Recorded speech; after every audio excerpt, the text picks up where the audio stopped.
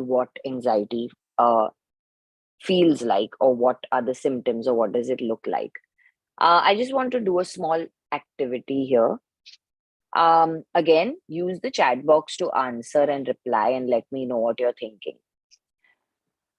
The activity here is describe what you see. Now, what I'm going to be showing you in the next slide, I just want you to describe that in the chat box, whatever you see.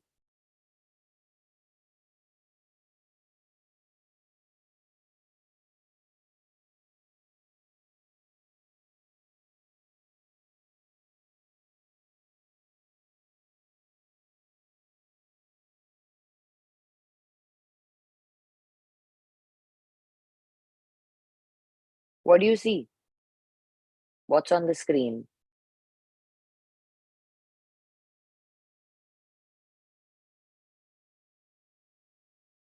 Can you all see?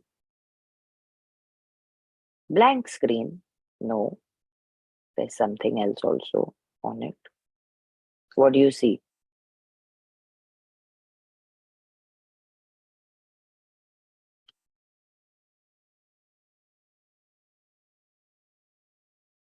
Now,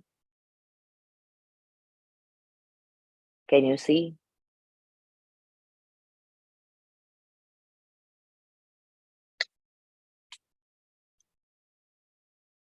It should be visible now. Okay, 3 dots.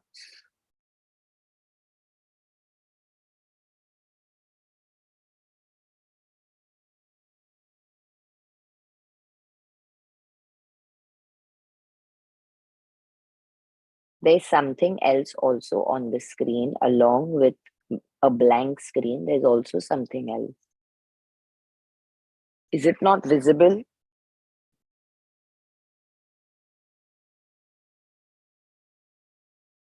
It's not visible, ma'am. Now, It's not visible on full screen, ma'am.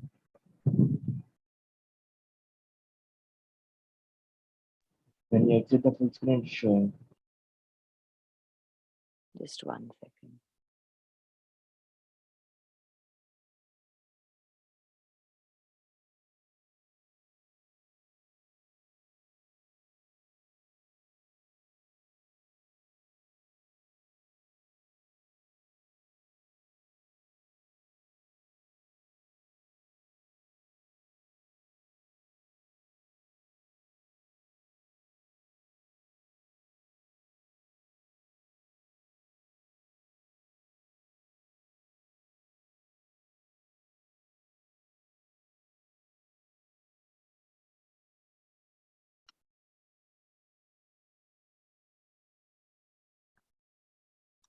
Okay, now can you see it?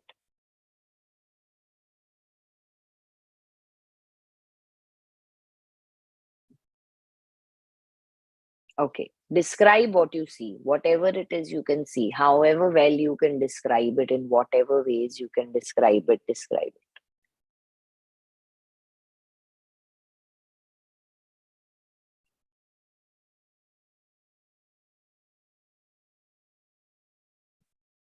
Okay, black dot, purple dot, black dot, gray dot on white screen, dot. Okay, cursor, gray dot on white screen, black dot. Okay. So what just happened here? Everyone is talking about a scar in our life. Okay. All right. Black dot. Okay. So plain white screen, just one spot and lots of clean area to use it whichever way we want. Okay. Small, black, large, white. Okay. So what your brain just did here was all your attention. So neuroscientifically, what happens is when we look at something, our immediate survival instinct is to notice what is offset, or what is wrong, or what is um, different, or what is standing out. So because our brain has developed that way in terms of science and evolutionary wise, it is our natural tendency to always look at the black dot before we look at the fact that there is such a big white screen empty. But there's one black dot on the screen on the side. But this very nature of our brain to notice this can sometimes cause us to always only notice the negative or the bad things or the difficult things that are happening in our lives. And that exaggeration of those negative, bad, or difficult things in our life can create a sense of anxiety. So this is what our brain does. Our brain will has a natural tendency to pick out all that is probably going wrong or has some issue, because that is a survival instinct that we have had since the beginning of time. So when we look at a black dot, when we look at the screen, we see a black dot. We see what's wrong. And anxiety is very similar to this. The nature of anxiety is such that if you have ever experienced anxiety, which a lot of you have, so you know, it is the feeling in your mind, it is the thoughts and feeling that whatever is happening is going to go wrong. Everything that is happening, whatever it is, whether it is me studying for an exam, whether it is me and my friends at a social event, at a party, everyone's going to look at me, everything's going to go wrong, everybody's talking about me, I'm going to fail, I'm never going to succeed, I'm never going to get what I want, my dreams are never going to be fulfilled, I'm going to disappoint everybody. This is what anxiety sounds like. It is it is our tendency to which is drawn towards the wrong or the negative, that creates this exaggeration in our mind. But that doesn't mean just because we were born with this or we have an evolutionary tendency, it does not mean that we are going to be stuck like this.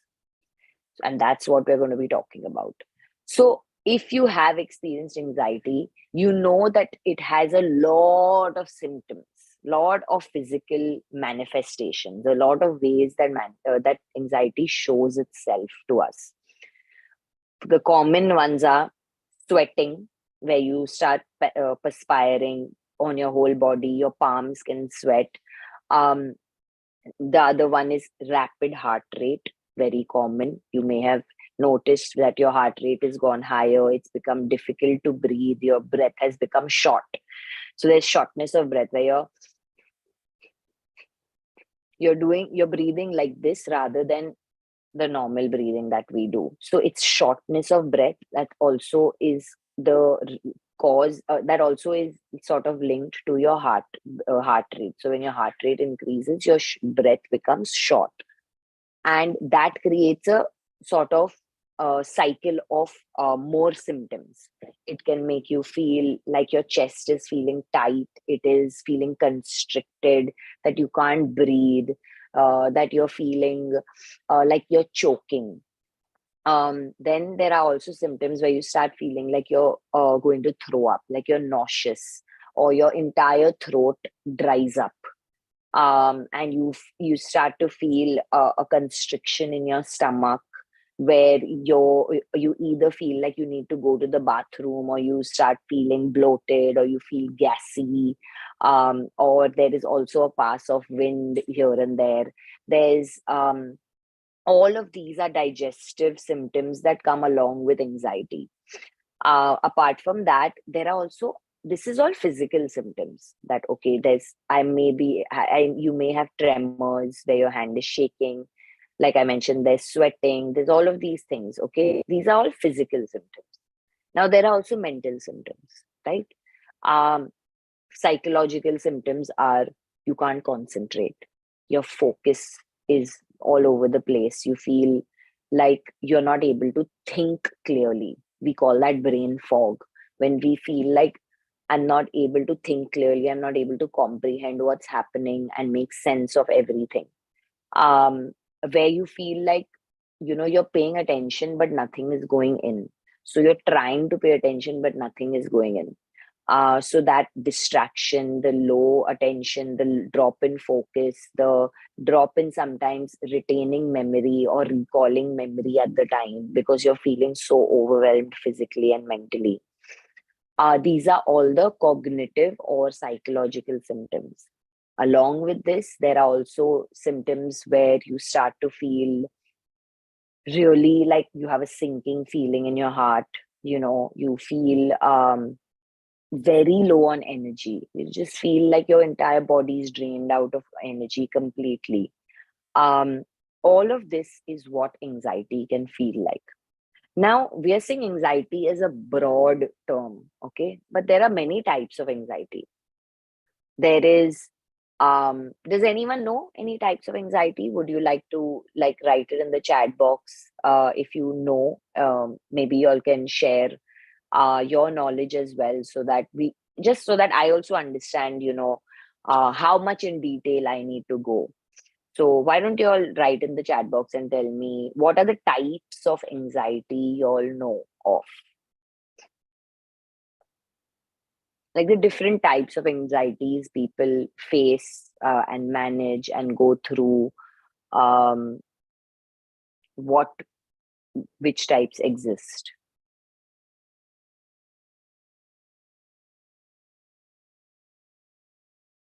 Okay, social anxiety is one of them. Absolutely. Continue typing while I explain what social anxiety is. So, social anxiety is the fear of going to public events because of the fear of being judged, being criticized, being hated, being disliked, being ostracized, being rejected. So when we have extreme fear of the fact that everyone's looking at me, everyone's judging me, what will they think about me? What will they think about what I'm wearing? Are they talking about me? Are they thinking about me? Are they plotting against me? Do they like me? Do they hate me? When you have these thoughts excessively in your head, it makes it very difficult to go to social events, whether that's a group of 4 people or a group of 40 people, because you're constantly worried that everybody is talking about you and judging you and criticizing you and they dislike you. And that spiral of thoughts can create an immense sense of anxiety, which stops people from going to these places and facing these situations. So that is social anxiety. Then phobias. Uh, Phobias, there are lots of different types of phobias, specialized, specific phobias um, that are related to specific fears that we have. And a fear that is very extreme is a phobia. So we all have fears. Like I get scared of heights, but I don't have a phobia of heights. I get scared of heights, of course. If I'm standing at the top of a 13-story building and I look down, I will get scared. It is scary. But it's not that I can't go to the building top, or I can't go to the terrace. It's not like I have a fear of going till the terrace or things like that. But a lot of people do have extreme phobias. Some of these phobias um, can cause very restrictive lifestyles. Like, for example, agoraphobia is one of the more popularly known ones and the more commonly occurring ones, where it is the fear of being in marketplaces.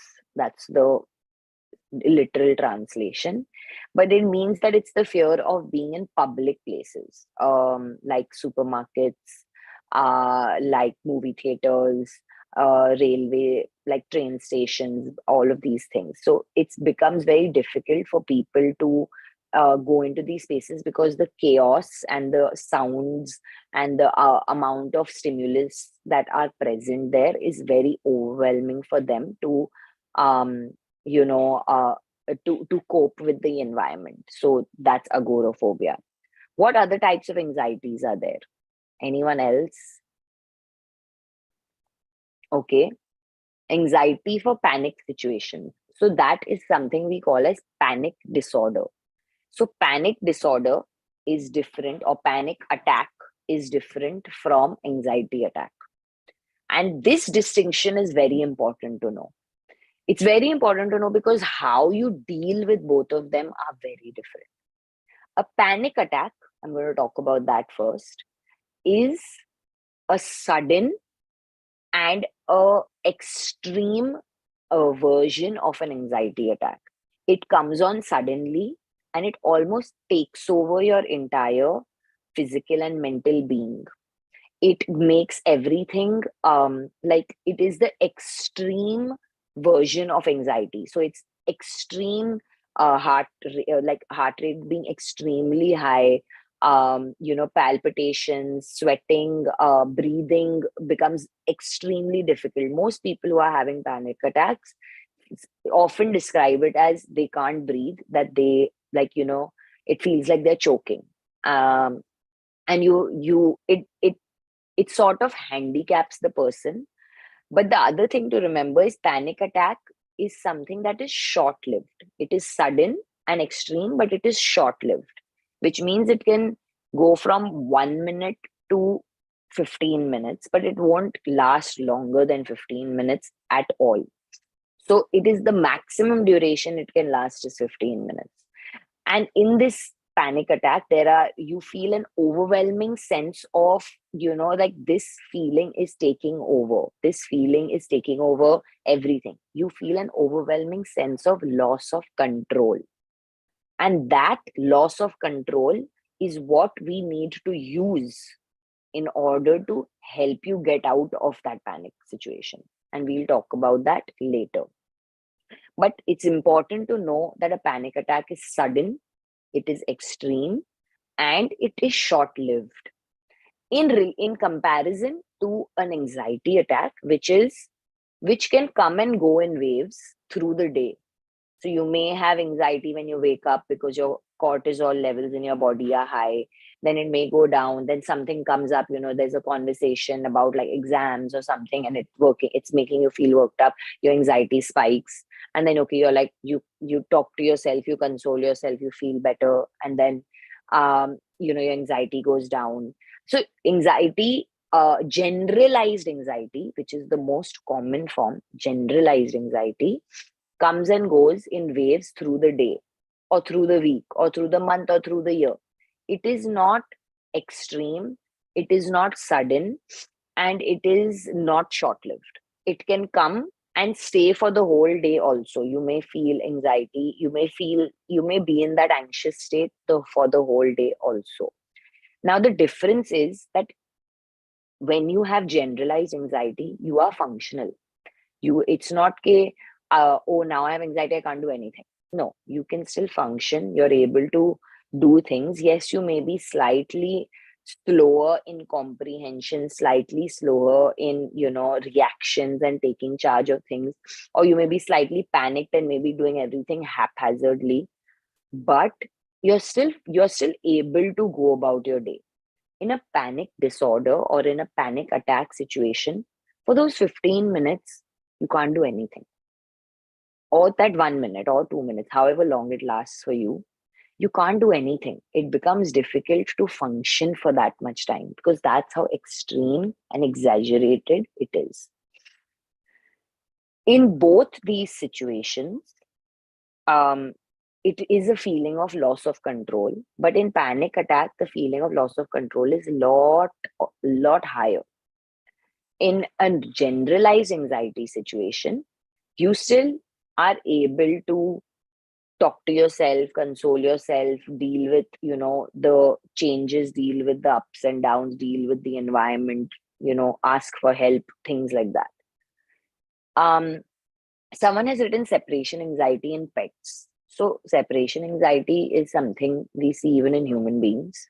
It's not just in pets. But separation anxiety is basically the fear or it is the feeling of being unsafe when you are not around somebody who you feel safe around. So children feel this from their parents, pets feel this with their parents, parents feel this from their kids because they feel like, oh, you know, now how will, like, now I've left my child for a couple of days and, gone for a holiday or something like that. And then they start to feel separation anxiety, where they're constantly worrying about what's happening with them, what is going on, how are they okay, are they not okay, all of these things. That is separation anxiety, which causes a lot of distress. But at the end of the day, it's a form of generalized anxiety. It comes under that sub bracket. The major brackets are social anxiety, generalized anxiety, panic attack, and phobias. These are the four major areas, and we discussed all of them. Does anyone have any questions regarding the types of anxiety before we move ahead?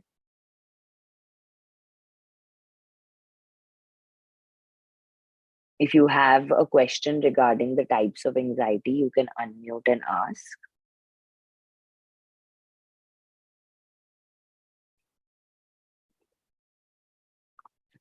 All right. How do they get formed? Okay, so anxiety is what causes anxiety, right? That's the question. What is causing social anxiety for some people? What is causing panic attacks for some people, or generalized anxiety for some people? So the causes of anxiety are varied. One cause is that it is genetic. So if you have seen your parents, like for me, for example, I have seen my mother and her siblings and her parents go through anxiety. I've seen this happen all my life. And the older I got, the more I noticed it. So I knew that it was genetically present in me, which is why I have personally faced anxiety from a very, very, very, very, very young age, and have had episodes of that through my whole life. That's also because it genetically was a factor. And then apart from that genetics also, it's not that just because it was genetically there, that's why I'm suffering. No. It is also the fact that along with genetics, how is your physical environment currently? What is there in your physical environment currently that is triggering your genetic component? In my circumstance, it was when I was put into a place where I had to prove myself for my 10th standard board exam. I had to prove that, okay, I'm worthy. I can do it. I can become a doctor. It was on my own that I had put this pressure. Not my parents had not put this pressure on me at all. It was self uh, proclaimed pressure that, I had said, no, want to become a doctor. I have to do it. So I have to get good marks in my 10th. If I don't get good marks, I'll fail. If I fail, I mean, that's the thing, right? All the thoughts are very exaggerated. If I don't get good marks, I will fail. Not that, okay, what are my other options? It is directly going to the extreme. I will fail. I'll never get into a college. I'll never have a future. I'll never this. I'll never that. So, genetics. Second is what is the environment you were raised in? Was it a loving environment? Did you have supportive friends and family? Do you have a support system? Did you have someone to seek help from? Did you have a safe space to grow up in? Um, mm, how can we say difference between normal levels of anxiety and when it becomes a more like a panic attack or phobias? Trust me, you will know. It's not something to say. It is something there is no way that you don't know when the difference between, if you have experienced anxiety and you have experienced general everyday anxiety that I was talking about, you will know if you are having a panic attack, because a panic attack feels very different. It feels very sudden, and it feels like it's taking over everything in your body and your mind. So it is not the same thing as a generalized anxiety attack. In a generalized anxiety attack, it comes and goes, it's up and down, it's a wave. That's the best way to describe it. So it's very difficult to not, I mean, honestly, it's impossible to to say that you will not be able to recognize a panic attack. There is no way only, because it's impossible to not recognize it.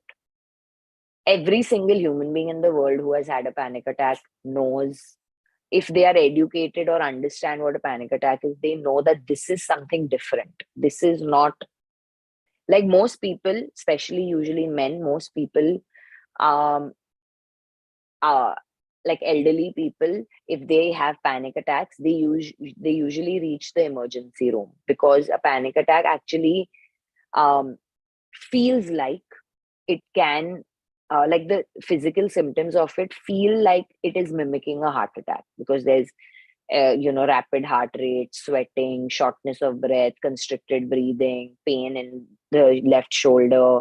All of these things happen. It is actually not causing a heart attack at all. Physically, internally, it is not doing that at all. But all the symptoms mimic it. So a lot of people in, a lot of people above 40, usually men, reach the emergency room saying, I am having a heart attack, and then the doctor will give them an anti-anxiety medicine, and they'll feel fine in 5 minutes, and all their tests will come clear, all their heart echo, everything will come clear, and then they're sent home saying that this was a panic attack.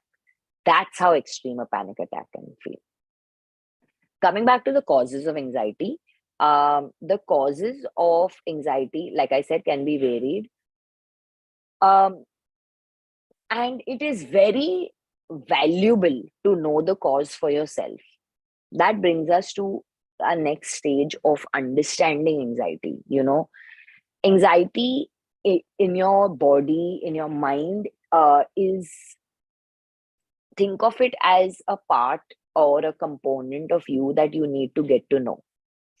It's like when you have a new friend, in your friend circle, you need to get to know that person, right? To make sure that what do they like, what do they don't like, will they be happy, would they like to come for a movie, or would they like to go for lunch, or whatever. What are their preferences, what are their choices, do they like watching TV shows, what music do they listen to? You want to get to know, right? um that's the same way with our anxiety. uh we need to get to know our anxiety.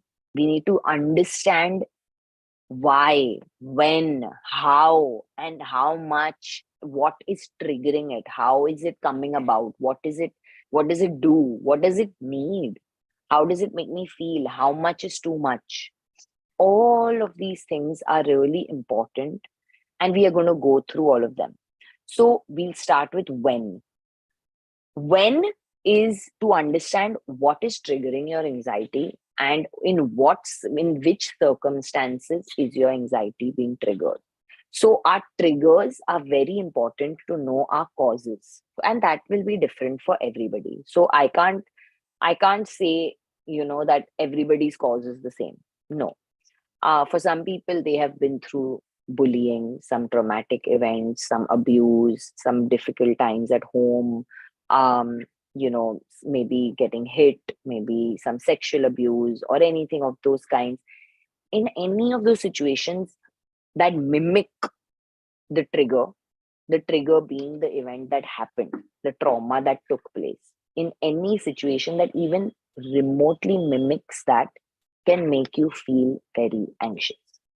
For example, if you were bullied in school and you are now going to college, and in college, then you're not being bullied, but a friend, passes a random comment, just being like, oh, you came late today to class. What, like, for you, the fact that they're saying they came late today could be a trigger that, oh my God, what if they're now going to bully me? What if they're now going to come at me for being late? It could be unrelated, but it's for you, it's reminding you of your previous trauma. And that could cause anxiety. Even just having to go back to another school, or having to go back to a new institute, can be a reason to cause anxiety, because you've had a different experience before, and that experience may not have been great. So that is causing the level of like that is causing you to have anxiety the next time you go into a new space. So that is you understanding your trigger. Where is my trigger? What is it saying to me? What is causing this reaction in what situations? um it's important to know the exact environments it is occurring in. For some people, um you know visiting doctors creates anxiety because of whatever reason. It can be that, oh, in their childhood they had to go to too many doctors, or they saw their parents going to too many doctors, or a parent was suffering a lot, or they just have a fear of like health in general, that oh my god, I'm worried about my parents constantly. The fear of losing health, losing their health, losing our own health, all of these things. So it's also to know in what specific places is anxiety caused. um it's also important to know at what specific timing does anxiety get caused for you. Like for me, I've noticed, I've understood that in the mornings my anxiety is the highest, and at night my anxiety is the lowest. um and that is a good thing for me to understand, so that I know how to manage it, so that I use more techniques, better things to do in the first half of the day, and I keep that ready rather than suffering. So knowing your triggers is very important. Knowing when they come, how much are they coming, what is the exact pinpoint of what is causing them. That is us getting to know anxiety. It is being curious about क्यों हो रहा है ये मुझे, but not thinking of like, हाय ये मुझे क्यों हो रहा है. Not self pity, not thinking like, oh my god, मैं इतनी बेचारी हूँ, मेरे को एंजाइटी है, हाय मैं. No, this is not about self pity, this is not about self victimization. It is about understanding to empower. If we understand, we will be able to empower ourselves. But first we have to understand. I cannot help or fix something that I don't know or don't understand. It's like I bought a TV. I don't know how to use the TV. The TV got spoiled. Now I'm trying to fix it, but I don't know how to use it only. Now think of this, your anxiety as a TV. It's come, figure it out. What are the uh, you know what buttons do I have to press in order for the TV to come on? What are the settings that I need to do? In what situations is the TV going off, or is the internet going off on the TV? Is there a way to connect? All of this is similar to understanding your anxiety. What buttons are you pressing in your what buttens is it's being pressed in your environment for your anxiety to be triggered? What buttons are you pressing for yourself to trigger your own anxiety? Many a times our own thoughts are causing our anxiety, not external situations, not external people, but ourselves. Like I said, it was my pressure of me wanting to become a doctor and prove to myself and my parents that I can do it. They didn't ask me to do it. They didn't expect me to do it. They did not have any of those demands or expectations or pressure, but I had put that. So sometimes and oftentimes it is ourself inflicting that on ourselves. Um, so that is the part where you need to get to know your anxiety. Next is, how do we manage anxiety? We are coming to the main part of today's workshop. It's most important to understand how to manage it. So we're not going to do this as an activity, but I will explain what this is in 2 minutes. We'll start by talking about how our anxiety is actually sometimes useful. You know, it's uh, not in every situation is our anxiety bad for us. There's a reason why it's there, right? What is anxiety? Anxiety is an exaggerated version of stress. Stress, as we all know, is a very important factor for livelihood, for living our everyday life. We need stress. If we don't have stress, हम कुछ नहीं करेंगे. हम chill करेंगे, हम कुछ problem को problem ही नहीं समझेंगे. हम anything is happening to us, we won't care because we don't have any stress to save ourselves, to protect ourselves, to, earn money and nothing. We have no stress only. So, anxiety is an exaggerated version of stress, which means to some level, it is good for us. To some level, we need it, which means that if we start to focus on using anxiety for its benefit rather than trying to remove it, that may be a better approach for some of us. For some of us, removing it is a good approach. For some of us, it is going to feel more relaxing to be like, it's okay if I have this companion of anxiety. But this companion is also there to help. So, eaten by the wolves theory is that um, there's this writer who said this theory. He said that at any point, if you opened the boot of his car, you would find everything a person needs in an emergency situation: a change of clothes, a flashlight, a spare tire, you know, snack bar, all of these things, like everything, pair of batteries, razor, anything that he may need in a situation of an emergency. Now, this is for his life. This writer was somebody who traveled long distances in his car for lectures. He used to go from his house to the university and back, and those were very far from each other. And oftentimes, he had found that his car would break down, or that there would be some incident. Like it had happened a couple of times, and he felt underprepared in those situations. So what he started to do was he firstly started to get very worried. Now every time he was traveling in the car, he was getting very worried. Like he was getting very anxious that, oh, what if this happens again? And what if I'm stranded somewhere? And what if there's nobody to help me? So he decided to use his anxiety as a warning signal to prepare for the worst case scenario. So he's like, okay, if the worst case scenario is that I might get eaten by the wolves because I'm driving from so far and I'm crossing a jungle, that his literal fear was that I might get eaten by the wolves. How can I prepare for that? And that's where this eaten by the wolves theory came from. And we all can do this in our everyday life. Now, think of it as, say, you're going to travel and you're worried that your biggest fear is that if my passport gets lost, what will I do? So instead of just worrying, to be like, okay, if that is my biggest fear, how can I prepare for that? How can I ensure that when this happens, not if, when this happens, what will I do?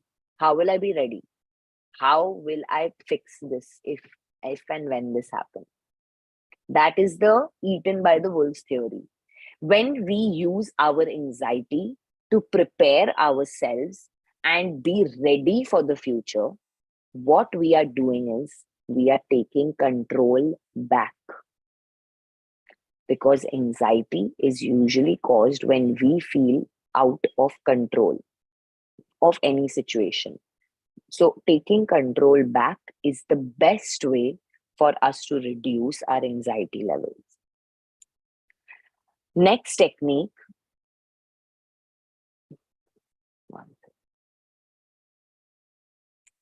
Yeah. The next technique is grounding. Grounding is a very useful method of feeling connected to the here and now, the present situation. So, anxiety is usually caused because of a worry of the future, right? Because we're worried about something that may happen. Yeah, I'll tell you the name of the person, and it's not coming to me. That's why. The book is called The Last Lecture. This is the book where he talks about this, and Randy Paul is his name. He's not a psychologist. He's a lecturer at He used to be a lecturer at an engineering college. So, grounding is a way of us feeling connected and present in the current moment, in the here and now. Anxiety usually is a paranoia or a worry about the future, right? क्या होएगा? It's an anticipatory response of our body. हम anticipate कर रहे हैं कि क्या होएगा और वो कितना बुरा होएगा, इसीलिए हम stress ले रहे हैं. So, grounding is a method of us being present and connected in the present today, in the here and now. So, there are many ways of doing this. These techniques are usually very useful in panic attack. It's very important to remember this. These techniques are very, very useful during panic attacks because in panic attacks, the biggest thing we can do is just bring ourselves to the present and ground ourselves. So, what are the ways of doing this? The 5, 4, 3, 2, 1 technique. So, what you're going to do is when you're feeling really anxious or you're feeling like you're having a panic attack, the one technique that 100% works is the 5, 4, 3, 2, 1, which is you will tell yourself, name 5 things you can see in your current environment. So, you will open your eyes, look around you, and name 5 things that you can see. Then 4 things that you can touch. Okay, I can touch my phone, I can touch this table, I can touch my laptop, I can touch my face, I can touch whatever, the pillow or whatever. Okay, so that's 4 things you can touch. 3 things that you can hear. What can I hear in my environment? Okay, I can hear the traffic, I can hear some birds, I can hear some machine going on in the kitchen. Okay, that's 3 things I can hear. 2 things that I can smell. What are the fragrances around me? Can I smell?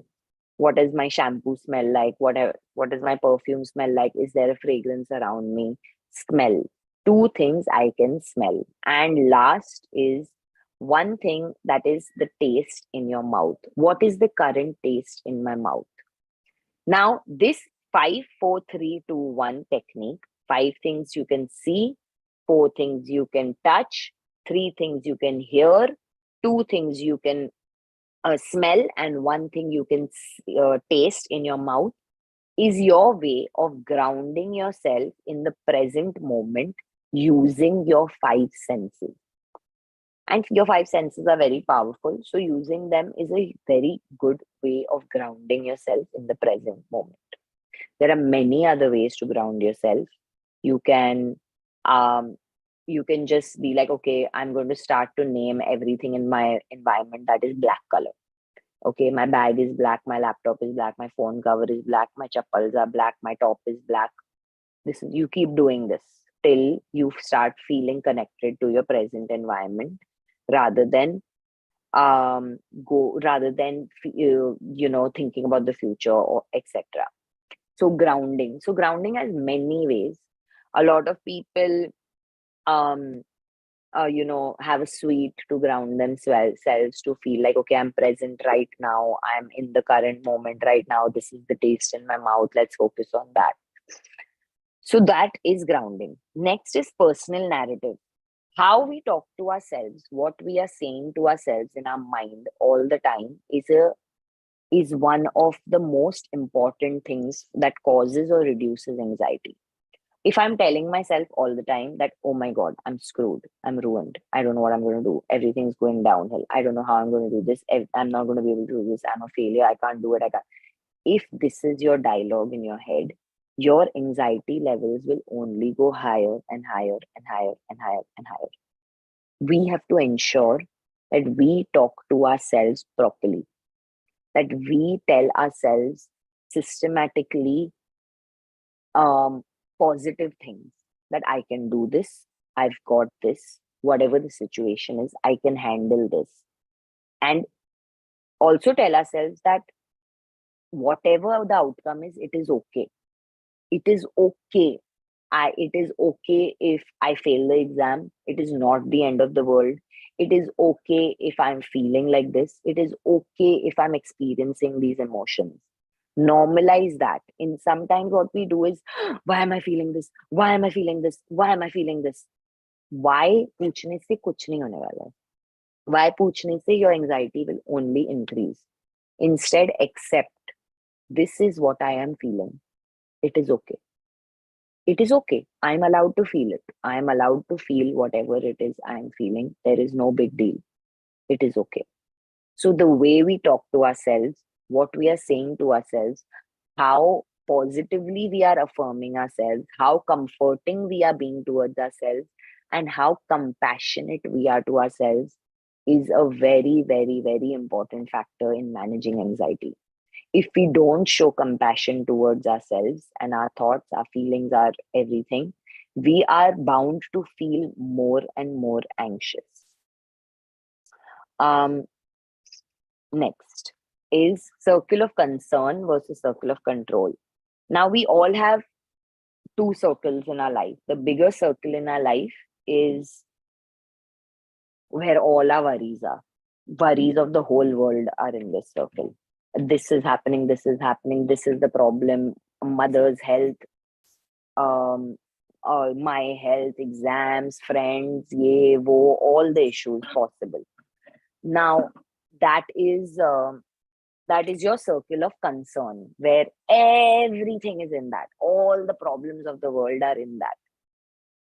Uske andar is a smaller circle called your circle of control, where you have to evaluate that, okay, I am worried about so many things, that, okay, my exams are coming.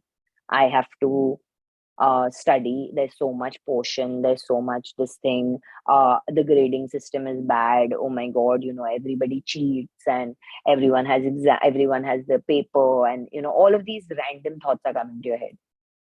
You have to stop and think, out of all of these worries, what is in my smaller circle of control?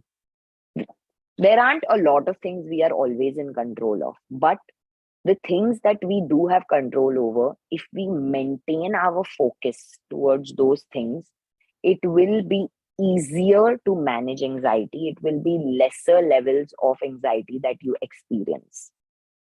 Because then you know that मुझे यही करना है, मैं इसी पे focus करूंगी, बाकी मेरे कंट्रोल में है ही नहीं, so it's okay. What's the big deal? Just 1 second.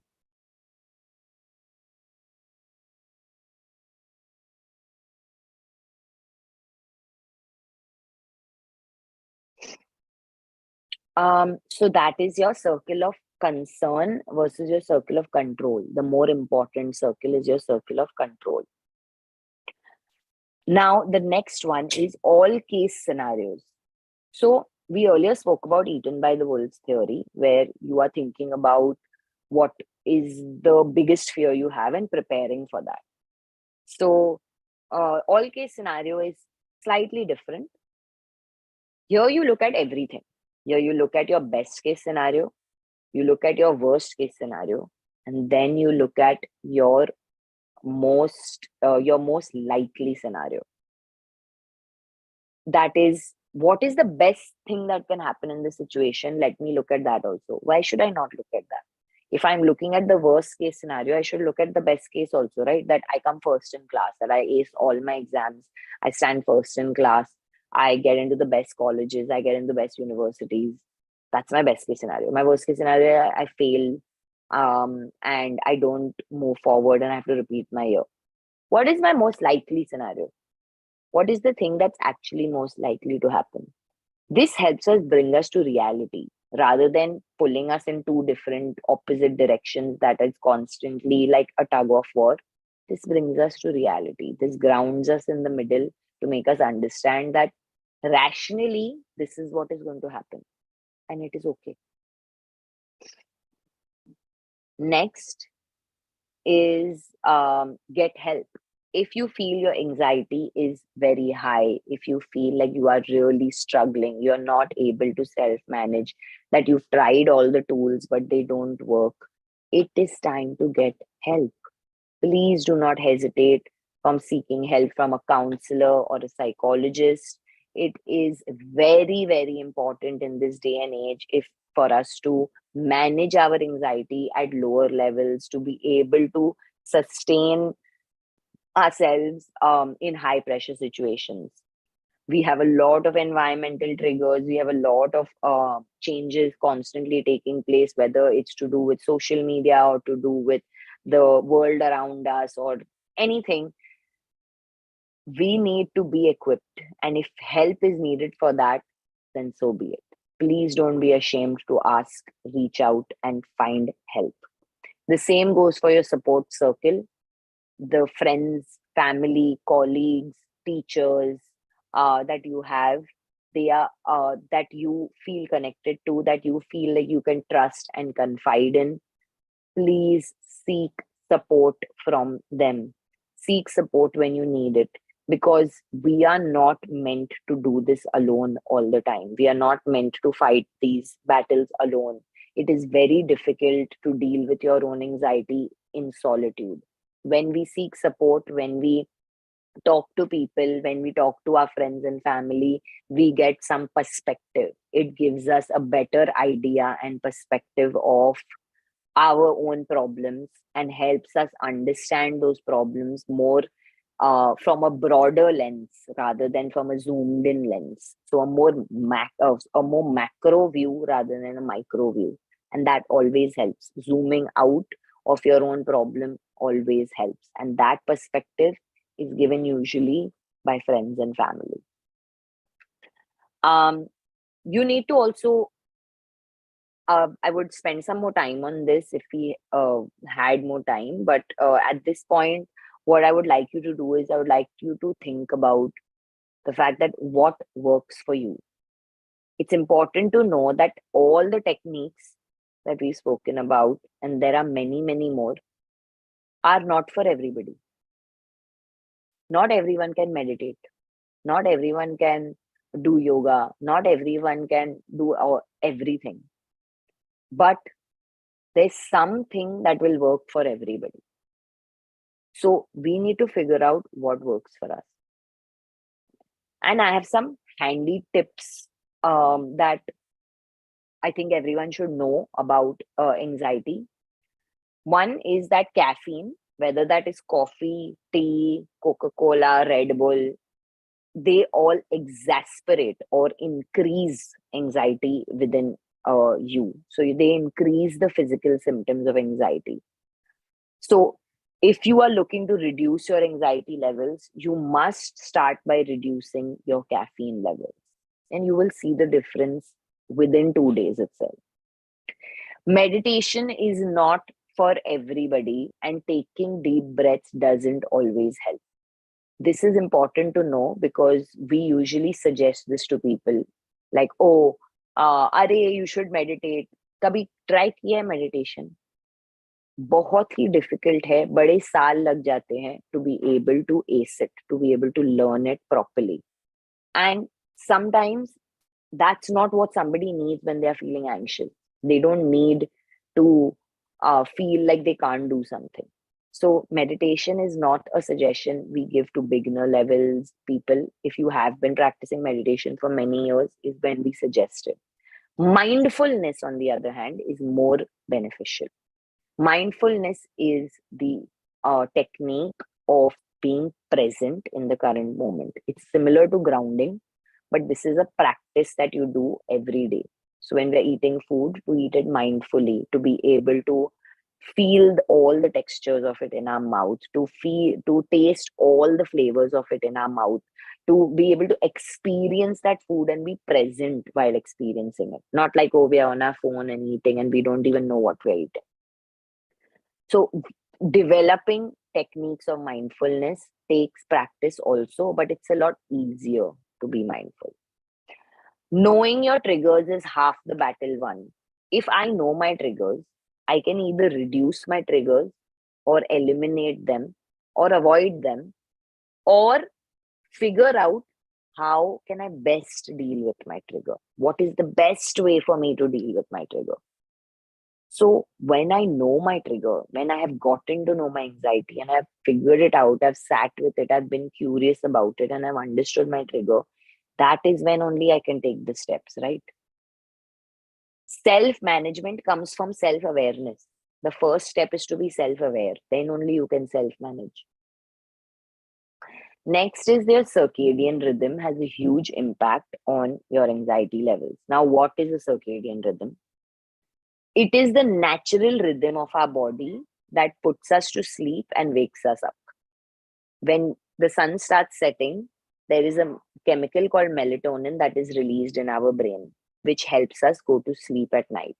And when we are waking up, there is a chemical called cortisol that is released in our body to help our adrenal gland, our endocrine system to wake up and to give boost of energy to our body.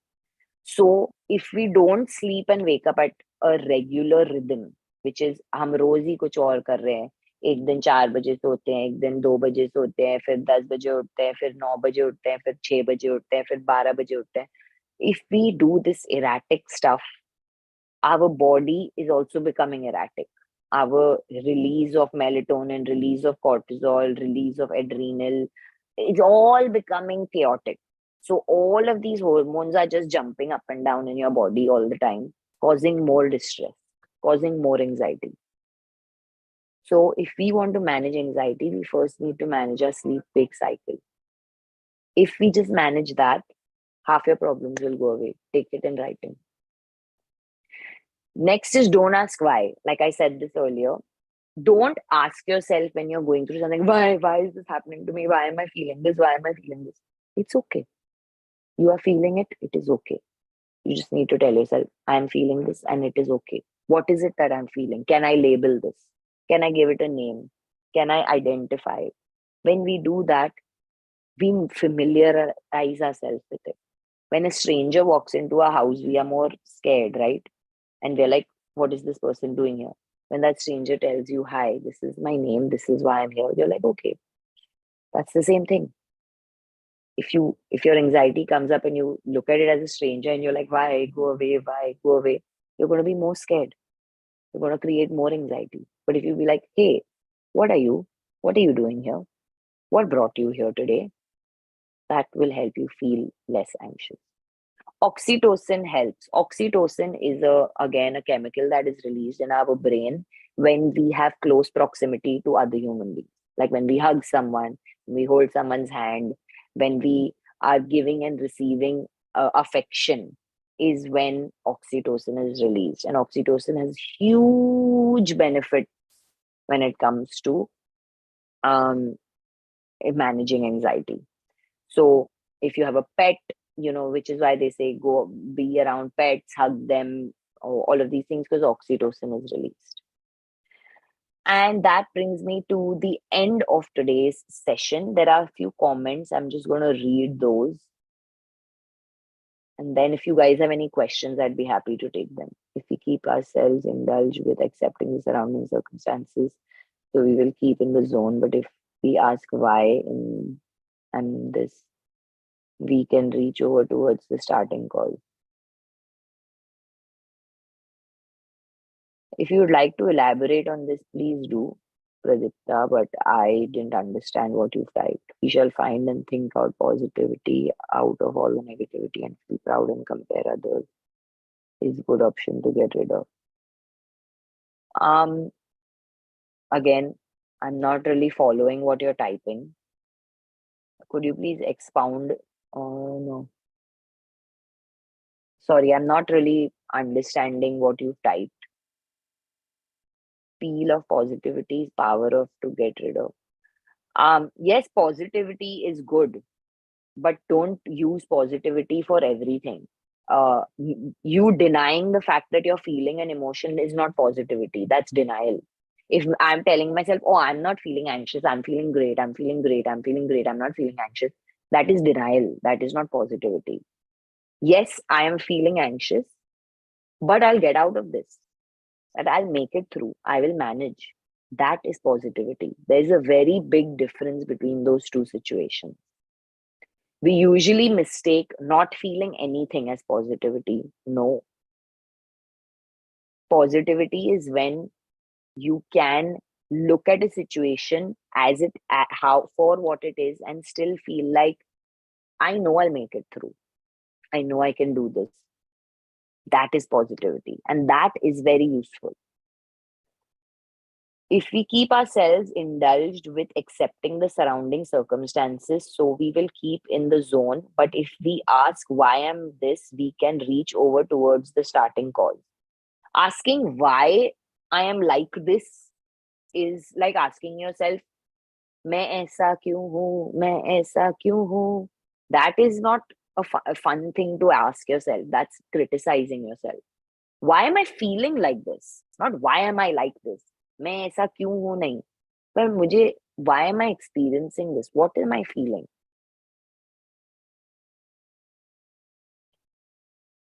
Being optimistic is definitely a very important factor, but ignoring your negative emotions is not the answer. Negative emotions are normal, natural, and we have given the name of positive and negative. They are just emotions.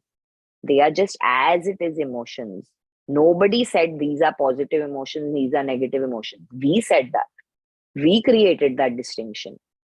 Having emotions of sadness, grief, shame, embarrassment, fear, neglect, all of these are important human experiences. If you don't allow yourself to feel these important human experiences, you are not even living. So you must feel all of this, because only when you feel all of this can you be able to live your life, because you can't avoid these feelings forever. Yes, being optimistic means that I feel sad, I feel guilt, I feel shame, I feel embarrassed, I feel all of this, but it's okay. I can still I can still have a great life. I still feel happiness also, and I have gratitude for that. Being grateful and being optimistic are not the same thing as being toxically positive. That's very important to know. Any questions?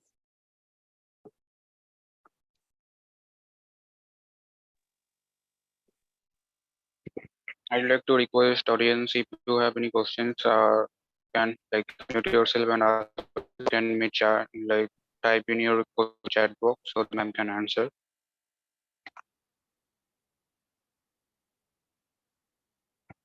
And with Warren Bridge, so thank you for sharing your wonderful knowledge, and I hope our audience learn many more new things from this. And once again, it's a really cool experience, like having with you with us, and also for seeing precious time and knowledge with us. And thank you for time. Thank you so much for having me and for doing this. It's very important to talk about these things. So it's great that you guys have taken the initiative to do that. So thank you so much for having me here. Yeah. Hello, everyone. I would request the audience to please switch on the camera for the screenshot.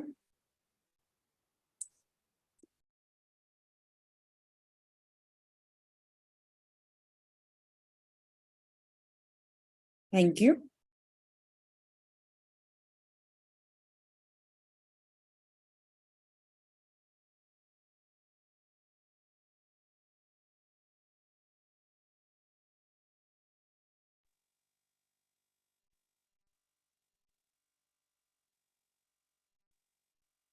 Once thank you all audience attendees to for attendance listen to us, and also additionally support like for now the supportive support link is to the chat box, so you may fill that. And also it will be it will have to fill that feedback from within the server. And thank you for attending today's webinar present here. So now is sign. Do you have any additional like this into your email and also the contact number was there in today. Thank you. I would like to thank the speaker, Jasdeep, for your precious time and the sessions which we had conducted. It was very useful and innovative. It was also good to know the anxiety that what we fear of. Thank you for your presence. Thank you, audience, for your presence here and for your support. The feedback form will be shared in a chat box in a short while. Please fill it within 6 hours. I, Sakshi Narayan, signing off from the event. Thank you for the day.